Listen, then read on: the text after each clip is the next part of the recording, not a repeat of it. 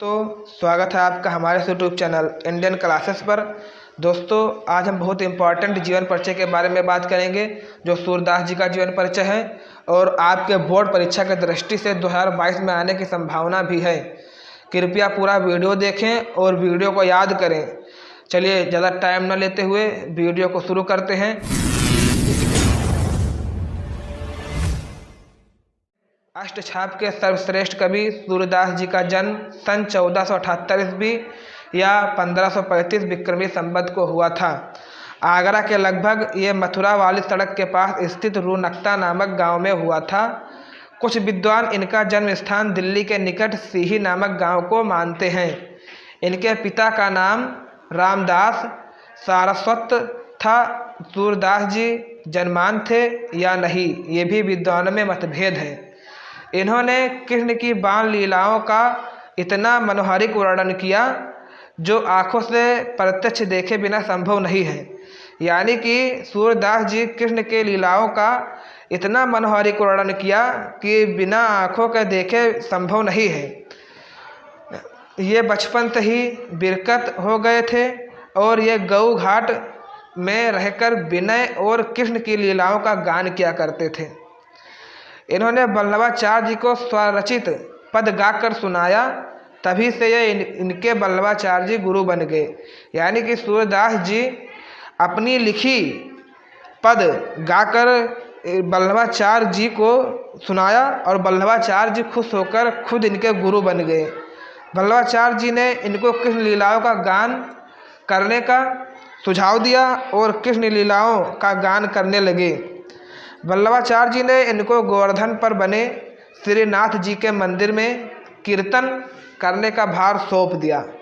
सारा सिस्टम इन्हीं के हाथों में हो गया। अब चलिए आगे देखते हैं। इनकी मृत्यु सन 1583 ईस्वी को लगभग गोवर्धन के पास पारसोली नामक गांव में इनकी मृत्यु हो गई थी। चलिए इनके रचनाओं के बारे में जानते हैं। इनकी रचनाएं हैं साहित्य लहरी, सूरसागर, सूरसारावली। आप साथ से है इनकी सारी रचनाएं और सूरदास जी का नाम साथ से है। आप इस तरह भी याद कर सकते हैं, बहुत आसान है याद करने का। चलिए फिर से देख लेते हैं, एक बार फिर से पढ़े दे रहे हैं। अष्टछाप के सर्वश्रेष्ठ कवि सूरदास जी का जन्म सन 1478 या 1535 विक्रमी संवत मान लीजिए।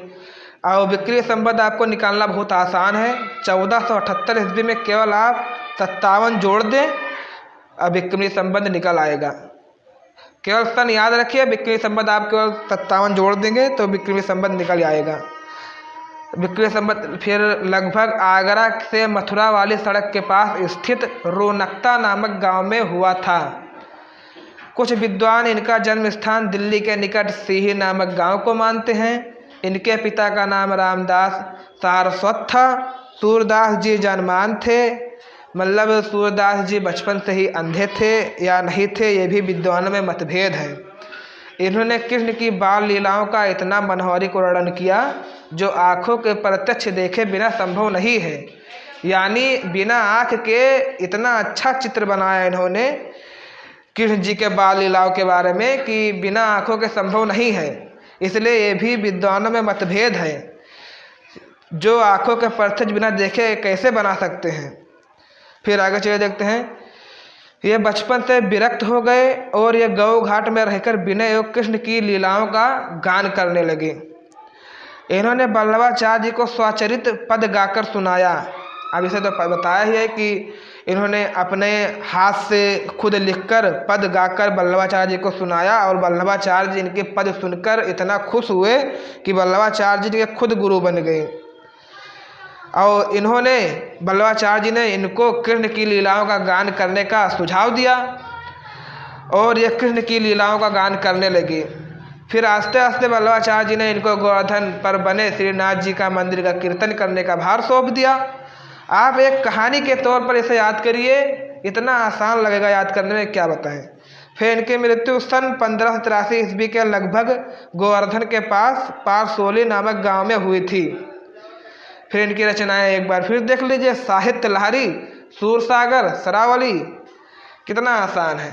दोस्तों, अगर आपको हमारा वीडियो पसंद आया हो तो वीडियो को लाइक करिए, सब्सक्राइब करिए, कमेंट करिए ताकि आने वाला वीडियो आप तक सबसे पहले पहुँचे।